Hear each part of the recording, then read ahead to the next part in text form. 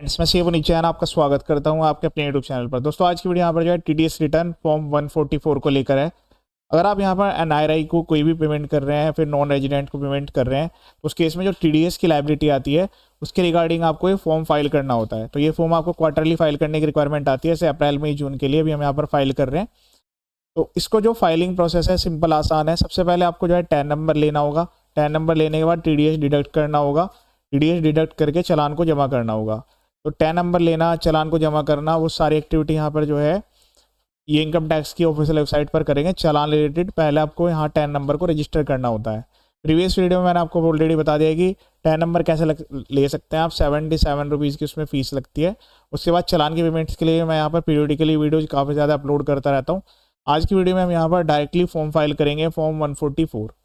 तो पहले हम अपने टैन नंबर के द्वारा यहाँ पर लॉगिन करेंगे और आपको इसमें किसी भी सॉफ्टवेयर की रिक्वायरमेंट नहीं होती है। फ्रीली गवर्नमेंट के द्वारा यूटिलिटी प्रोवाइड की गई है, उसके द्वारा आप जो है इसको प्रोसीड कर सकते हैं। ठीक है, अब उसके लिए हम यहाँ पर सबसे पहले लॉगिन करेंगे टैन नंबर के द्वारा। लॉगिन करने के बाद आपको ई फाइल में जाना है। यहाँ पर फाइल इनकम टैक्स फॉर्म पर क्लिक करना है। पेज को स्क्रॉल करना है, यहाँ पर टीडीएस फाइलिंग टीडीएस सीसीएस पर क्लिक करना है, फाइल नाउ पर क्लिक करना है। उसके बाद लेट्स गेट स्टार्टेड पर क्लिक करेंगे। यहाँ से आपको फॉर्म सेलेक्ट करेंगे, form 144 non resident other than salary. उसके बाद यहाँ पर पीरियड सेलेक्ट करेंगे। उसके बाद यहाँ से क्वार्टर सेलेक्ट करेंगे। ठीक है, उसके बाद यहाँ पर रेगुलर सेलेक्ट करना है। अब यहाँ पर हमें फाइल अपलोड करनी होगी, तो जो फाइल है वो हम यहाँ पर तैयार करेंगे। गवर्नमेंट के द्वारा फ्री यूटिलिटी प्रोवाइड की जाती है। आपको गूगल पर जाना है और टाइप करना है TDS RPU। पहली वेबसाइट है कि procedure for preparation of TDS return tin protein, ये वेबसाइट है, गवर्नमेंट की ऑफिशियल वेबसाइट है। इसके द्वारा यहाँ पर हम सबसे पहले यूटिलिटी को डाउनलोड करेंगे और इसमें रिटर्न को फाइल करेंगे। यहाँ पर आपको मिलेगा RPU वर्जन 1.1। अभी फिलहाल यहाँ पर जो वर्जन है लेटेस्ट वो यही वर्जन है। इसको यहाँ पर हम डेस्कटॉप पर डाउनलोड कर लेंगे। मेरे पास वैसे ऑलरेडी डाउनलोडेड है, पर आपको पूरा प्रोसेस स्टार्टिंग से बता रहा हूँ। आपके सिस्टम में WinZip WinRAR होना भी जरूरी है और जावा यूटिलिटी डाउनलोड कर लीजिएगा। ठीक है, यहाँ पर इस टाइप से फाइल आपको देखने के लिए मिल जाएगी, ये वाली। अब इस पर हम राइट क्लिक करेंगे और एक्सट्रैक्ट फाइल पर क्लिक कर देंगे। उसके बाद आपके सामने इस टाइप का फोल्डर आएगा TDS RPU 1.1। इस पर क्लिक करेंगे। क्लिक करने के बाद यहाँ पर आपको एक फाइल मिलेगी 1 KB की TDS RPU, उस पर क्लिक कर लेना है। यहाँ जो ये फाइल है रन फाइल है, आपकी जो यूटिलिटी है ये डायरेक्टली यहाँ पर रन होगी। ओके पर क्लिक करेंगे। उसके बाद यहाँ से फॉर्म सेलेक्ट करेंगे 144। अभी जो मैं यहाँ पर प्रोसीड कर रहा हूँ वो एक यहाँ पर पेमेंट हुई है रेंट के रिगार्डिंग। तो रेंट के रिगार्डिंग जो पेमेंट्स है उसका जो TDS है वो डिडक्ट किया गया है। अब उसी के रिगार्डिंग हम यहाँ पर जो है फॉर्म 144 फाइल कर रहे हैं। जो ये प्रॉपर्टी है ये एक नॉन रेजिडेंट पर्सन की है, तो इसीलिए यहाँ पर फॉर्म 144 की रिक्वायरमेंट है। कंटिन्यू पर क्लिक करेंगे। उसके बाद इस टाइप का फॉर्म ओपन होगा। अब यहाँ से हम पीरियड सेलेक्ट करेंगे। उसके बाद यहाँ से हम जो है क्वार्टर सेलेक्ट करेंगे। उसके बाद यहाँ टैन नंबर लिखेंगे। इस प्लेस पर पैन नंबर किसका, इस एंटिटी का जिसके लिए आप ये फाइल कर रहे हैं, तो वो कोई भी हो सकती है। फिलहाल मैं कंपनी के लिए फाइल कर रहा हूँ तो ये मैंने सेलेक्ट कर लिया है। उसके बाद यहाँ कंपनी का नेम लिखेंगे, कंपनी का प्रॉपर एड्रेस आएगा। इसके बाद आपको डिटेल लिखनी है, जो पर्सन ऑथराइज्ड है, रेस्पॉन्सिबल है वो TDS रिटर्न फाइल करने के लिए। जब आप रजिस्टर करते हैं इनकम टैक्स की साइट पर, वहाँ पर भी आपको एक पर्सन बताना होता है। सेम डिटेल यहाँ पर आएगी, उनका name, designation, pan number, address, email ID, mobile number, ये आपको लिखना है। क्योंकि अभी इस बार की फर्स्ट रिटर्न जा रही है, इसमें नो सेलेक्ट करना है। ओके पर क्लिक कर देंगे। उसके बाद नेक्स्ट पर क्लिक करेंगे। चालान, अब इस केस में क्या है, एक चालान जमा हुआ है, आपके एक से ज़्यादा चालान भी हो सकते हैं। एड रो पर क्लिक करेंगे, 1 एंटर करेंगे, ओके पर क्लिक कर देंगे। अब जो चालान है अभी हम इनकम टैक्स की साइट से डाउनलोड करेंगे, उससे देखकर यहाँ पर TDS की वैल्यू लिखनी है। अगर आपने कोई इंटरेस्ट लेट फीस भरी है वो लिखनी है। चालान का BSR कोड के बाद यहाँ पर आपको अमाउंट डेट लिखनी है कि कितना किस डेट में वो चालान जमा हुआ था। उसके बाद चालान का सीरियल नंबर लिखना है। उसके बाद यहाँ पर माइनर हेड में आपको 200 सेलेक्ट कर लेना है। ठीक है, उसके बाद नेक्स्ट शीट है डिडक्टेड डिटेल, तो इसमें आपको इंसर्ट रो पर क्लिक करना है। इस चालान के अगेंस्ट में कितने % का TDS डिडक्ट हुआ है वो सेलेक्ट कर लेंगे। तो इस केस में तो अभी एक का ही हुआ है, तो मैंने यहाँ पर सेलेक्ट कर लिया। ओके पर क्लिक कर देंगे। अब इसके बाद यहाँ पर उस पर्सन का पैन नंबर अगर अवेलेबल है तो लिख देंगे, अदरवाइज फिर अब पैन नंबर अगर नहीं है तो उस केस में पैन नंबर नहीं लिखना है। उनका नेम लिखना है, टैक्स आइडेंटिफिकेशन नंबर लिखना है। ठीक है, तो जिस भी वो कंट्री से बिलोंग करते हैं वहाँ पे एक यूनिक नंबर होगा, उसको टिन नंबर बोला जाता है। ऐसा इंडिया में पैन नंबर है तो वो लिख देंगे। एड्रेस कि उनका जो रेजिडेंस एड्रेस है वो क्या है, ईमेल आईडी, कॉन्टैक्ट नंबर लिख देंगे। उनका स्टेटस, तो स्टेटस में कोड होते हैं इंडिविजुअल के लिए जैसे 02 है, तो अलग अलग एंटिटीज़ के अलग अलग कोड, ऐसे इंडिविजुअल, फर्म, HUF, क्या एंटिटी का नेचर है। फिर उसके बाद सेक्शन कोड, इस केस में सेक्शन कोड जो है 1057 है, हमने सेलेक्ट कर लिया। आगे आप जो है प्रॉपर सेक्शन कोड के अकॉर्डिंग ही सिलेक्शन करेंगे उसकी पेमेंट जो भी जिस भी नेचर की है उसके हिसाब से।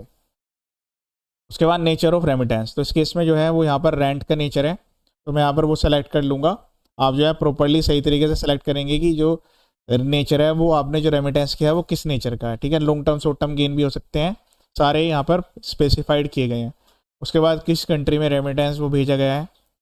नेक्स्ट आता है कि आप जो है जो डिडक्टिव ऑप्शन कि भाई जो सामने वाला पर्सन है क्या वो न्यू टैक्स रिजीम है, ओल्ड टैक्स रिजीम है, तो ये तो आपको पता नहीं है, तो वो ऑप्ट आउट नहीं कर रहा है, आप इसको नो कर देंगे, इसका मतलब है वो न्यू टैक्स रिजीम में फाइल कर रहा है अपनी। उसके बाद date of payment, credit, amount, तो अमाउंट यहाँ पर जिस भी अमाउंट पर आपने TDS डिडक्ट किया पूरी वैल्यू आएगी। फिर ये पूछ रहा है कि क्या अमाउंट जो पे की जा रही है क्या वो ग्रोसअप हुई है, मतलब ये जो TDS की वैल्यू है वो आपने अपने पास से दी है या सामने वाले पर्सन से डिडक्ट की है, ठीक है। तो इसकी बैक कैलकुलेशन करनी होगी आपको। फॉर एग्जाम्पल जैसे 1 लाख रुपये आपने 10% का TDS काट लिया 10,000 रुपये, तो फिर यहाँ पर वो ग्रोसअप नहीं हुआ, लेकिन आपने पूरी की पूरी 1 लाख की पेमेंट कर दी, उसके ऊपर जो टैक्स बना वो आपने TDS खुद से भरा, तो उस केस में ग्रोसअप होगा। तो इस केस में नो है, सेलेक्ट कर लूँगा मैं।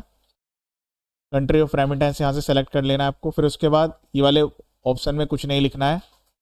देन उसके बाद नेक्स्ट ऑप्शन आता है टोटल TDS डिडक्टेड, तो जितना TDS डिडक्ट किया है उतना ही जमा होना भी जरूरी है। उसका क्या रेट था वो आपको बताना होगा और डेट ऑफ डिडक्शन बतानी होगी। रेट जो है वो यहाँ पर इनकम टैक्स के हिसाब से हम यहाँ पर ले रहे हैं, तो ये वाला सेलेक्ट करना है। अगर आपने DTA के हिसाब से लिया है तो वो सेलेक्ट करेंगे। Unique acknowledgement number for form 145, जैसे फॉरेन रेमिटेंस के केस में से पहले फॉर्म 15 CACB तो आपके फॉर्म्स थे, वो यहाँ पर नए फॉर्म्स आ चुके हैं फॉर्म 145, तो अगर वो यहाँ पर आपने वो फॉर्म फाइल किया हुआ है तो उसकी यूनिक एक्नोलिजमेंट नंबर भी लिखना होगा।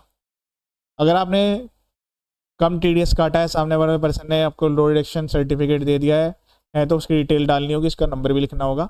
टोटल जितना अमाउंट का TDS डिडक्ट हुआ है उतना ही जमा हुआ है, यस। तरीके से आपको डिटेल यहाँ एंटर करनी है। अब उसके बाद हम जो है चालान डाउनलोड करेंगे और एक CSI फाइल भी डाउनलोड करेंगे। के लिए ई फाइल में जाना है, पे टैक्स पर क्लिक करेंगे, कंटिन्यू पर क्लिक कर देंगे।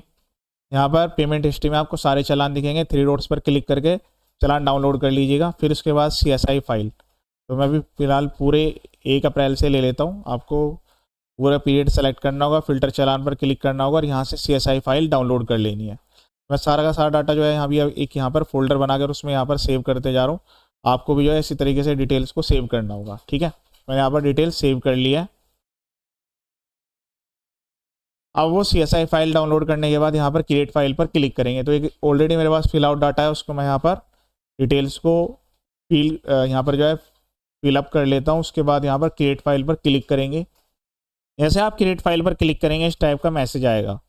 यहाँ ब्राउज पर क्लिक करना है और वो जो फाइल हमने डाउनलोड की थी उसको यहाँ पर इंपोर्ट कर लेंगे, ठीक है। तो मैं अभी एक फ़ोल्डर में बनाकर सारी एक्टिविटी कंप्लीट कर रहा हूँ। उसके बाद ब्राउज पर क्लिक करना है और एक फ़ोल्डर में डिटेल सेव कर लेनी है जहाँ पर हमारी फ़ाइल जनरेट होगी और उस फाइल को हम पोर्टल पर अपलोड करेंगे। तो न्यू फोल्डर बना लिया है, सेव पर क्लिक करेंगे, वैलिडेट पर क्लिक करेंगे। अगर सब कुछ यहाँ पर डिटेल्स ओके हैं तो यहाँ पर वैलिडेशन सक्सेसफुल का मैसेज आएगा, ठीक है। और उसके बाद ओके पर क्लिक करेंगे, ओके पर क्लिक करेंगे, यहाँ पर ओके पर क्लिक कर देंगे। उसके बाद आपके सामने इस टाइप का एक फ़ोल्डर आ जाएगा। अब इसमें आपको व्यू पर क्लिक कर लेना है यहाँ पर, और व्यू पर क्लिक करने के बाद डिटेल कर लेना है, ये पूरी डिटेल्स आपको दिखेगी। अब यहाँ पर FU फाइल है, इस पर राइट क्लिक करना है, send to compress zip folder. ये जिप फाइल केवल एक ही फाइल अपलोड होगी इनकम टैक्स की साइट पर, तो हम इनकम टैक्स की साइट पर आकर इसको अपलोड करेंगे। उसके बाद प्रोसीड टू वेरीफाई, उसके बाद यस पर क्लिक कर देंगे। उसके बाद पहले वाले ऑप्शन आधार OTP पर क्लिक करना है, कंटिन्यू पर क्लिक करना है। जो रेस्पॉन्सिबल पर्सन है उसके आधार में जो मोबाइल नंबर रजिस्टर्ड है उनके पास OTP जाएगा। OTP वेरीफाई करते जो आपकी रिटर्न है वो सक्सेसफुली सबमिट हो जाएगी। OTP वेरीफाई होगा, यस पर क्लिक कर देंगे। यहाँ पर फॉर्म सक्सेसफुली सबमिट हो चुका है। तो ये मैंने आपको पूरी कंप्लीट डिटेल्स बता दी है। इस केस में एक एंट्री थी, आपकी हो सकता है मल्टीपल एंट्रीज भी हो। इसके अलावा ई फाइल पर क्लिक करके यहाँ से व्यू फाइल पर क्लिक करके व्यू फॉर्म्स आप जो है फॉर्म के एक्नोलिजमेंट नंबर डाउनलोड करके अपने पास रख लीजिएगा। ये था लेटेस्ट प्रोसेस। इसके अलावा मेरे यूट्यूब चैनल पर काफ़ी सारे वीडियोज अवेलेबल है, वो भी आप एक बार देख सकते हैं। GST income tax TDS filing के यहाँ पर काफ़ी सारे वीडियोज अपलोड किए हैं और अभी मैं और भी वीडियोज अपलोड करूँगा।